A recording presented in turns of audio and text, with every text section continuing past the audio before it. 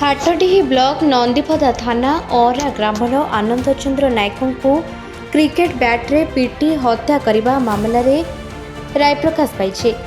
आनंदपुर अतिरिक्त जिला दौरा जज देवदत्त दास महापात्र एहार विचार कर मुख्य अभियुक्त बिजन बेहरा को आजीवन कारादंड सह 1 लाख टंका जरिमाना आदेश देते।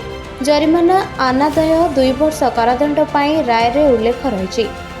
मामलार विवरणी अनुसार 2020 नवेम्बर 20 तारिख संध्यार औरा ग्रामर एक घटनार समाधान बैठक बसीथिला। एही बैठक को आनंद जाइथिले। आलोचना चलिथिबा समय पूर्व योजना अनुसार तांको ग्रामर बिजन बेहरा, बामन बेहरा, उमाकांत खंडेई, सुकांत नायक अतर्कित आक्रमण करथिले। विजय हठात एक क्रिकेट बैट्रे आनंदों मुंड को आघात देवारू से सेठारे टली पड़िथिले। तांको प्रथमे सालनिया स्वास्थ्य केन्द्र पर भद्रक और कटक बड़ डाक्तरखाना को स्थानांतर करा जायतिला। विलंबित राति तांकर मृत्यु हो जायतिला। एने परदिन तांको पत्नी मंजुलता नायक नंदीपदा थाना रे एतला देवा परे पुलिस अभियुक्त मानकु गिरफ्त करथिला।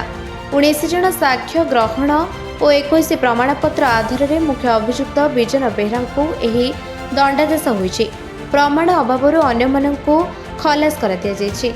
आनंदपुर निर्मल चंद्र रावल रिपोर्ट, निरपेक्ष न्यूज।